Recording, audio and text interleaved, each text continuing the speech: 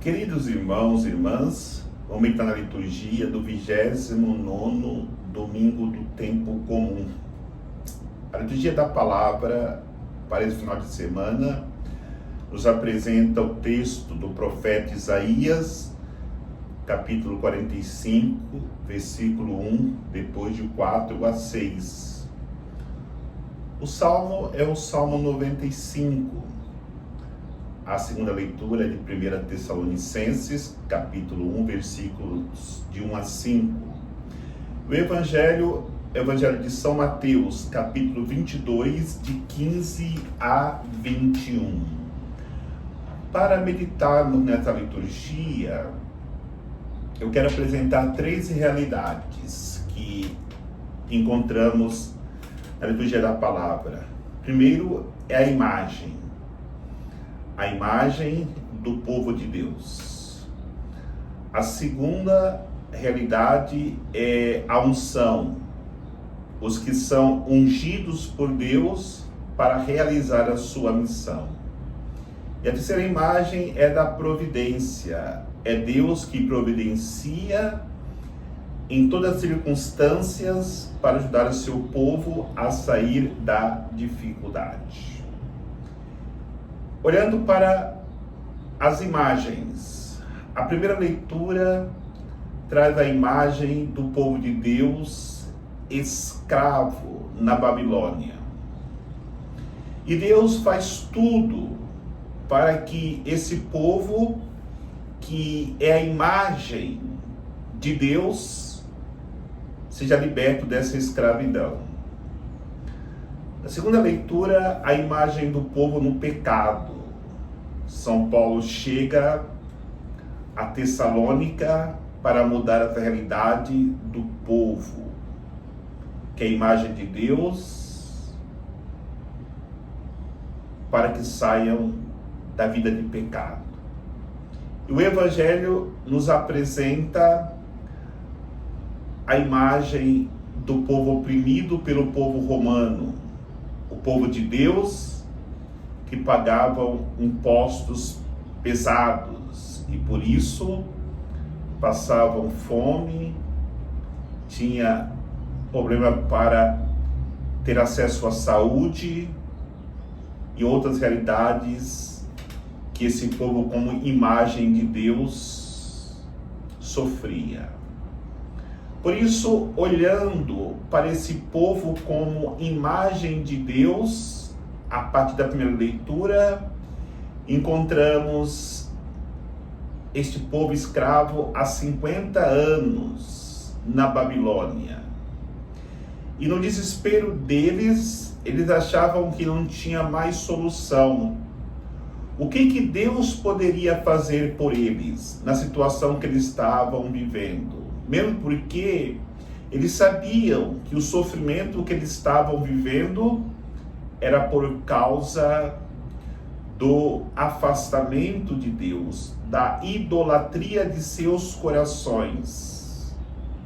Aí podemos olhar para as nossas vidas como imagem de Deus e vivermos como escravo do mundo, escravos das nossas paixões, escravos de tantas realidades que o mundo nos oferece, que parece até liberdade, mas quando colocamos na balança, percebemos que não somos felizes, porque aquilo que nós pensamos que é felicidade, ao contrário, é o que nos acorrenta, é o que nos amarra neste mundo. A imagem do povo na segunda leitura de Tessalonicenses, nós encontramos uma cidade de prostituição, uma cidade de violência, uma cidade onde as pessoas viviam constantemente em todo tipo de pecado. E o povo, que é a imagem de Deus, não poderia continuar nessa realidade. Deus precisava intervir de alguma maneira. É a realidade da humanidade hoje. Infelizmente vivemos num mundo onde o pecado impera, onde o homem, que é a imagem de Deus, está desfigurado. E Deus, ele quer tirar de nós essa realidade de sofrimento no pecado, e por isso nos preparará pessoas que virão ao nosso encontro, nos ajudar a sairmos desta situação. E no Evangelho, a opressão do povo também como imagem de Deus diante da situação de opressão em relação aos romanos. Este povo não é de nenhuma maneira aquilo que Deus havia projetado para o seu povo. Essa situação precisa mudar. Aí Deus, ele começa a suscitar pessoas que devolvesse para o seu povo a verdadeira imagem do homem, que é a imagem e semelhança de Deus. Ciro, na primeira leitura, era um pagão, mas ele, dentro de todas imprevisões, ele vence a Babilônia, que havia escravizado o povo de Israel. E a leitura vai dizer que Ciro é o ungido do Senhor, que Ciro é a providência do Senhor, que Ciro é o enviado do Senhor. Mas como que Deus pode enviar alguém que seja pagão para libertar o seu povo? Deus não olha placa de igreja, não olha de maneira alguma qual profissão de fé que nós professamos, mas ele usa até de um pagão, como usou de Ciro, aquele rei pagão, para libertar o seu povo e dar a graça da liberdade, a graça de voltar novamente a reconstruir a sua fé no Deus verdadeiro, reconstruir o templo, reconstruir as suas vidas. É assim que Deus faz, ainda hoje conosco. Quantas pessoas que nós não imaginávamos, e faz tão bem para a humanidade, que age como ungidos do Senhor, enquanto que muitos que têm uma religião com tanta convicção cristã, no entanto, não consegue viver como ungido, não abre o seu coração à caridade, à misericórdia, à compaixão.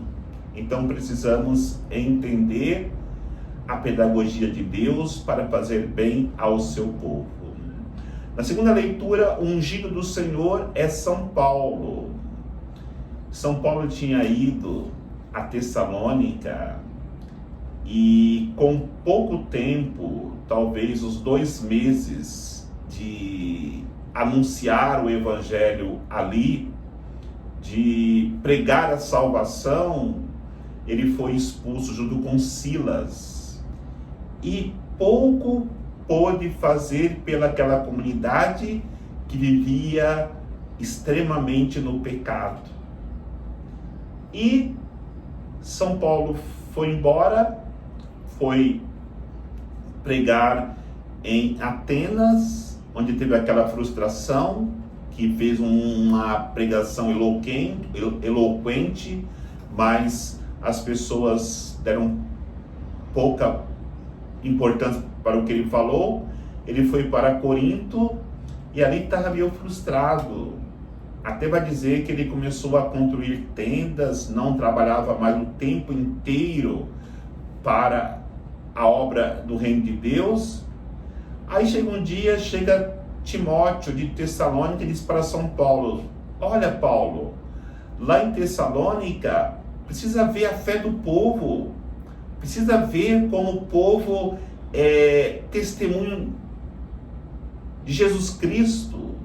São Paulo, ele começa a se animar com aquilo. Como que pode isso? Eu fiquei tão pouco tempo lá. Não, lá você é admirado por todos. Lá, de fato, as pessoas se converteram a Deus. Aí a leitura de hoje é São Paulo escrevendo uma carta para Tessalônica, dizendo bem assim: olha, eu rezo por você todos os dias e me alegrei, porque fiquei sabendo que vocês vivem a fé, a esperança e a caridade. Ou seja, com pouco tempo que São Paulo esteve naquela comunidade, as pessoas conheceram a Deus e começaram a viver as virtudes teologais, não de maneira apenas de palavra, mas de maneira concreta, vivendo a fé, vivendo a esperança e principalmente praticando a caridade na ajuda dos pobres. E no Evangelho, o ungido é o próprio Cristo, que veio para libertar o seu povo de toda opressão. Mas, ungido, ele encontra os adversários. E os principais adversários de Jesus eram os fariseus. E hoje colocam uma armadilha para Jesus, dizendo bem assim: olha, é lícito pagar o imposto para César ou não? Se Jesus dissesse que era errado pagar o imposto, ele ia ser visto como um revolucionário, poderia ser preso e até ser morto. Se ele falasse que deveria pagar o imposto, ele iria contra o povo ia se revoltar contra Jesus, porque ele estava legalizando uma coisa injusta, porque o imposto cobrado não era justo, se cobrava além daquilo que o povo tinha condições de pagar. Então, o ungido do Senhor, ele é tentado. Mas antes de refletirmos sobre a resposta de Jesus, vamos para a terceira reflexão, que é a providência de Deus. Na primeira leitura, quando Ciro, ele liberta o povo da escravidão da Babilônia, o profeta diz bem assim: haverá um Deus como o nosso Deus, que liberta o seu povo, que providencia até o improvável para a libertação dos que estão na escravidão? E de fato, Deus, ele providenciará para nós, no momento do nosso sofrimento, na escravidão, alguma pessoa, alguma situação, para que sejamos livres, porque Deus é providente em todas as nossas necessidades. A mesma coisa na segunda leitura, porque São Paulo, quando foi em Tessalônica, lançou uma sementinha que ele havia lançado em 2 meses que ele ficou em Tessalônica, mas Deus providenciou que essa semente crescesse, frutificasse, tornasse uma árvore frondosa, onde aquela comunidade que vivia no pecado recebeu essa semente, se tornou testemunho para todas as outras comunidades. Como que Deus é providente, é pródigo, quando nós deixamos Ele realizar a sua obra em nossas vidas. E voltando ao Evangelho, Deus é providente na resposta de Jesus. Pediu uma moeda e disse: de quem está estampada a face nesta moeda? Responderam: de César. E Jesus responde: dai a César o que é de César, dai a Deus o que é de Deus. O que é de César? Tudo aquilo que é deste mundo, as coisas materiais pertence a César. É a imagem de César que traz este mundo. Mas dai a Deus aquilo que tem a imagem de Deus. E Deus, na sua providência, nós vamos ver lá em Gênesis, capítulo 1, versículo 27, dizendo: façamos o homem à nossa imagem e semelhança. Deus providenciou que o homem se tornasse a sua imagem e semelhança. Por isso, o homem, ele não pode ser oprimido pelo outro homem, porque a imagem de Deus tem que ser dada para Deus. Podemos dar para César o que é de César, mas o homem é a imagem de Deus. O homem traz em si estampado a imagem de Deus, e a imagem de Deus é o amor. E Deus providencia o seu amor para todo homem no momento que nós abrimos o nosso coração para o amor de Deus. E quando esse amor entra no nosso coração, nós não oprimimos o nosso semelhante, como vemos no mundo hoje, um mundo de opressão, exploração da mulher, exploração do homem semelhante como escravo, exploração financeira, exploração de todas as maneiras. Deus providencia que nós, de fato, sejamos a sua imagem e semelhança. Por isso, ele sempre vai olhar para nós como a sua imagem e nos libertar da escravidão, do pecado e da opressão. Ele sempre vai nos apresentar pessoas ungidas, como Ciro, na primeira leitura, como Paulo na segunda leitura, como Cristo, ungido do Pai, no Evangelho. Ele sempre vai providenciar, no momento certo, a nossa libertação, a nossa salvação. Motivados nesse mês missionário por esta palavra que enche o nosso coração, pois sabemos que Deus nunca nos abandona, sejamos cada dia mais fiéis à salvação nos oferecida por Ele. Deus nos abençoe em nome do Pai, do Filho e do Espírito Santo. Amém.